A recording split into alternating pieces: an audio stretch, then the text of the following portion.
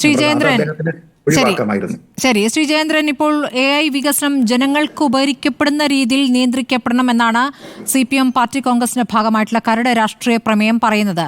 ആ പ്രമേയം വന്നതിന്റെ അടിസ്ഥാനത്തിൽ ഒരു പറഞ്ഞതിൽ ഒരു മാറ്റം ഉണ്ടാക്കുകയാണോ യഥാർത്ഥത്തിൽ രണ്ടാമത് MV ഗോവിന്ദൻ ചെയ്തിരിക്കുന്നത്?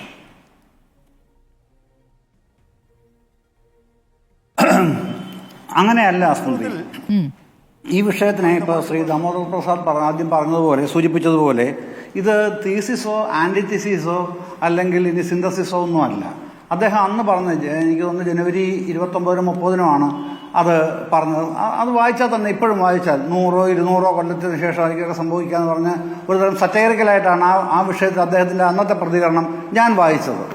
100-200 കൊല്ലം കഴിഞ്ഞ് നടക്കാനിടയുള്ള ഒരു സംഭവ വികാസം എന്നുള്ള ആ ഒരു സങ്കല്പത്തിൽ ആണ് അദ്ദേഹം അന്നത് പറയുന്നത്.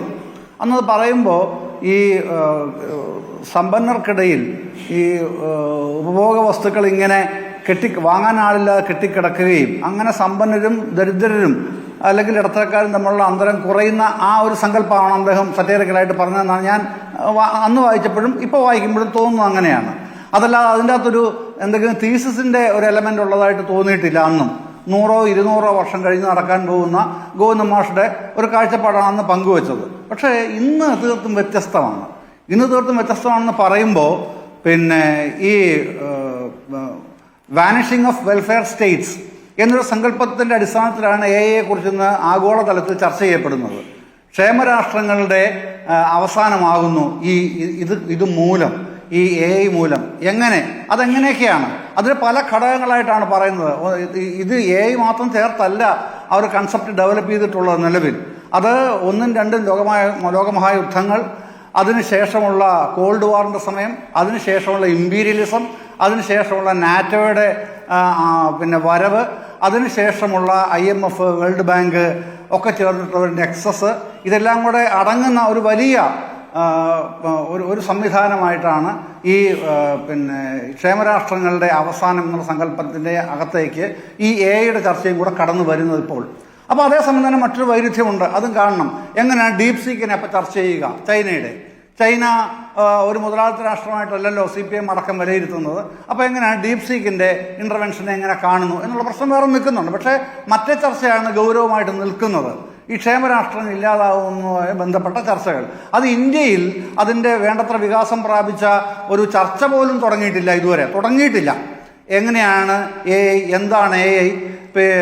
മറ്റേ കമ്പ്യൂട്ടറിൻ്റെ പ്രശ്നം താങ്കൾ പറഞ്ഞല്ലോ. നമുക്കെല്ലാവർക്കും അറിയുന്നൊരു മുദ്രാവാക്യമുണ്ട്, പണി എത്തിക്കൂ കൈകളിലാദ്യം എന്നിട്ടാകാം കമ്പ്യൂട്ടർ എന്ന് ഒരു തുടക്കമുണ്ടായിരുന്നു കമ്പ്യൂട്ടറിൻ്റെ കാലത്ത്. അത് CPMകാർ മാത്രമല്ല, ആലപ്പുഴയിലെ കുട്ടനാടൻ പാടശേഖരങ്ങളിൽ CPMകാർ മാത്രം ഉപയോഗിച്ച ട്രാക്ടറിനെതിരായിട്ടും കമ്പ്യൂട്ടറിനെതിരായിട്ടും നടത്തിയ സമരമല്ല. കാലിക്കറ്റ് യൂണിവേഴ്സിറ്റിയിൽ കോൺഗ്രസ്സുകാരും നടത്തിയ സമരമാണ് അത്. ഈ പറഞ്ഞ മുദ്രാവാക്യം വന്ന് അവരും ഉയർത്തിയിരുന്നു. വ്യാപകമായിട്ട് ആശങ്ക ഉണ്ടായിരുന്നു ആ സമയത്ത്. കാര്യം എന്താണ് കമ്പ്യൂട്ടർ എന്ന് അറിയാൻ വയ്യാതെ പക്ഷേ അന്ന് വന്ന കമ്പ്യൂട്ടറിൻ്റെ എത്രയോ ഇരട്ടി ശേഷിയുള്ള മൊബൈൽ ഫോണാണ് നമ്മളുടെ കയ്യിലൊക്കെ ഇപ്പോൾ ഇരിക്കുന്നത്. അത് മറ്റൊരു യാഥാർത്ഥ്യം. പക്ഷേ മറ്റൊരു കാര്യമുണ്ട് അതിനകത്ത് ശ്രദ്ധേയമായ മറ്റൊരു വസ്തുതയായിട്ട് എനിക്ക് തോന്നിയിട്ടുള്ളത്, നമ്മുടെ മുംബൈ IITന്ന് ഇറങ്ങിയിട്ടുള്ള പ്രോഡക്ട്സ് പോലും, കേരളത്തിലെ കോഴിക്കോട് ഒരുപാട് പേരുണ്ട്, മുംബൈ IITന്ന് ഇറങ്ങിയിട്ടുള്ള പ്രോഡക്ട്സ് പോലും തൃപ്തികരമായ ശമ്പളമില്ലാതെ ജോലി ചെയ്യുന്ന അവസ്ഥ ഇന്ത്യയിലുണ്ട്, മുംബൈയിലുണ്ട്. ആ ഒരു സ്ഥിതി നിലവിൽ വന്നു കഴിഞ്ഞു. ഇതെല്ലാം ഇതിൻ്റെ ഈ കമ്പ്യൂട്ടറിൻ്റെ ഭാഗമാണെന്നോ അല്ലെങ്കിൽ ഇപ്പോൾ തുടങ്ങിയിട്ടുള്ള AIയുടെ ഭാഗമാണെന്നോ എന്നോ അന്ധമായി വിലയിരുത്തേണ്ടതില്ല. പക്ഷേ ഇത്തരം സ്വാധീനങ്ങൾ എവിടെയും പ്രകടമാണ് എന്നുള്ള സാഹചര്യത്തിൽ കൂടിയാണ് ഈ ക്ഷേമരാഷ്ട്ര സങ്കല്പത്തിൻ്റെ വാനിഷിങ്ങിലേക്ക് ചർച്ചകൾ കൂടുതൽ ഗൗരവതരമായി രൂപപ്പെട്ടു വരുന്നത്. അപ്പം അത് ഇത്രയും കാര്യങ്ങൾ ഒന്നാകെ ഗോവിന്ദ മാഷ് അദ്ദേഹത്തിന്റെ പ്രസംഗത്തിലും വീക്ഷണങ്ങളും ഉൾച്ചേർത്തിട്ടുണ്ടോ എന്ന് ചോദിച്ചാൽ ഇല്ലായിരിക്കാം. പക്ഷേ ശ്രീജയേന്ദ്രൻ, 2 തവണത്തെ പ്രതികരണങ്ങളും വ്യത്യസ്തമായിരുന്നില്ലേ? AI വരുന്നു, എല്ലാ തരത്തിലും തൊഴിലാളികൾക്ക് ബുദ്ധിമുട്ടുണ്ടാക്കുന്ന രീതിയിൽ അത് പ്രവർത്തിക്കുന്നു, അങ്ങനെ ഒരു പൊട്ടിത്തെറി ഉണ്ടാകുന്നു, ആ പൊട്ടിത്തെറിയിൽ നിന്നും ആ വൈരുദ്ധ്യത്തിൽ നിന്നും സോഷ്യലിസം ഉണ്ടാകുന്നു. അത് വളരെ പെട്ടെന്ന് നാളെ ഉണ്ടാകുമെന്ന് പ്രതീക്ഷിക്കേണ്ട, പക്ഷേ നാളെ മറ്റന്നാൾ പിന്നീട് അത് സംഭവിക്കാനിരിക്കുന്നു. ഇതല്ലേ ആദ്യം പറഞ്ഞത്? രണ്ടാമത് പറഞ്ഞത് അങ്ങനെയാണോ? അല്ല, ഞാനതാണ് പറഞ്ഞത്. അത് തന്നെയാണ് ഞാൻ പറഞ്ഞത് അതുതന്നെയാണ്. ഗോവിന്ദൻ മാഷ് ആദ്യം പറഞ്ഞത് അല്ല ഇന്ന് പറഞ്ഞിട്ടുള്ളത്. ആദ്യം പറഞ്ഞത് ഈ പറഞ്ഞതുപോലെ ഒരു തീസിസോ അല്ലെങ്കിൽ പിന്നീട് അതിൻ്റെ ആന്റി തീസിസ് നിർമ്മിക്കുകയോ ആയിരുന്നില്ല.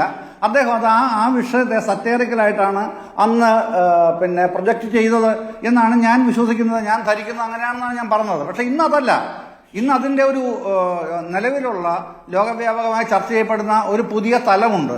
ആ തലത്തിന്റെ ഒരു അടിസ്ഥാന ധാരയിലേക്ക്, ആ അടിസ്ഥാന തലങ്ങളിലേക്ക് മുഴുവൻ വന്നുവെന്നേ അല്ല, അത് ഈ വിമർശനം വന്ന ശേഷം പാർട്ടി കോൺഗ്രസിന്റെ കരട് രേഖ, അത് ആ കരട് രേഖ വന്നതിൽ അതിന്റെ വ്യക്തത മനസ്സിലായ ശേഷം അദ്ദേഹം നിലപാട് മാറ്റിയതല്ലേ എന്നുള്ളതാണ് എന്റെ സംശയം.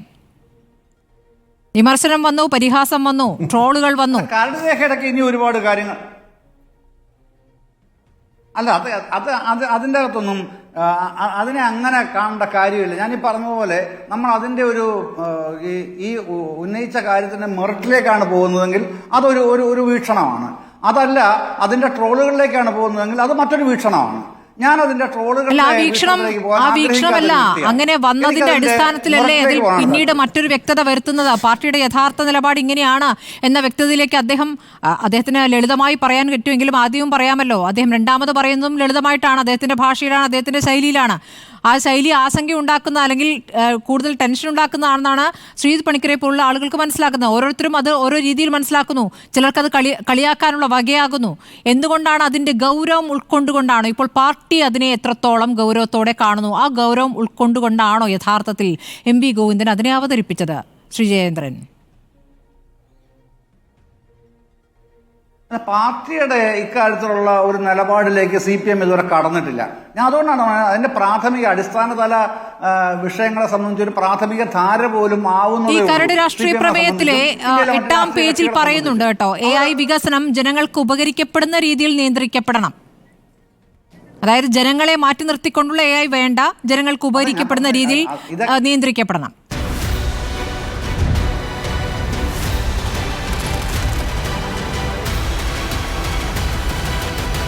Debate with Smriti Parithikar.